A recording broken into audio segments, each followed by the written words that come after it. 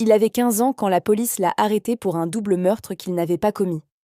L'affaire commence en 1986, dans une petite ville de l'Est de la France où deux enfants sont retrouvés morts près d'une voie ferrée. Le pays est choqué, la pression médiatique est énorme. Et pendant des mois, l'enquête piétine. 3 ans plus tard, les policiers se tournent vers un adolescent discret du coin, Patrick Dils. Il n'a pas d'antécédent, rien qui le désigne vraiment. Mais il vit près du lieu du crime et il devient rapidement le suspect idéal. On l'emmène au commissariat pour l'interroger. Au début, il nie. Il répète qu'il n'a rien fait, qu'il n'était même pas là. Mais les heures passent, les questions se répètent, les voix deviennent plus insistantes.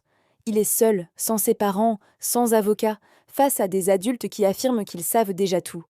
On lui dit que ça ira mieux s'il dit la vérité, que tout le monde sait que c'est lui, qu'il suffit de reconnaître pour que ça s'arrête.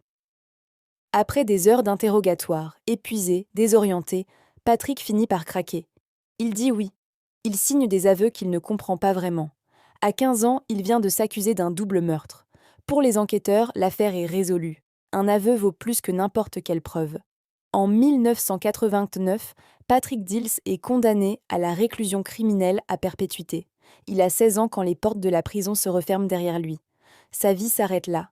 Les jours deviennent des semaines, les semaines deviennent des années, et il grandit derrière les murs d'une cellule pour un crime qu'il n'a pas commis. 15 ans passent, 15 années pendant lesquelles il regarde sa jeunesse disparaître, pendant lesquelles il tente de survivre dans un univers qu'aucun adolescent ne devrait connaître.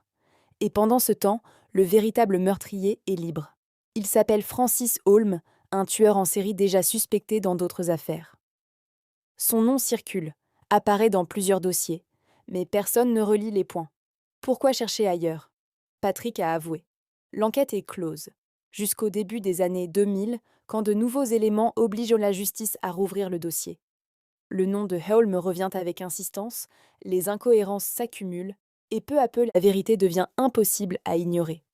En 2002, après 15 ans de détention, Patrick Dils est enfin libéré et reconnu innocent. L'État lui accorde une indemnisation d'1 million d'euros pour les années qu'on lui a volées. Mais aucune somme ne peut rendre une adolescence passée en prison, ni effacer ce qu'il a vécu derrière ses murs. Il parlera très peu de ces années-là. Une seule fois, il commencera à raconter, puis il s'arrêtera au milieu d'une phrase, incapable de continuer. Aujourd'hui encore, il vit loin des caméras, dans une discrétion presque totale. Son histoire laisse une question dérangeante. Si un adolescent peut avouer un crime qu'il n'a pas commis simplement sous la pression d'un interrogatoire, combien d'autres aveux ont été obtenus de la même manière? Et combien de vies ont été brisées avant que la vérité ne finisse par apparaître?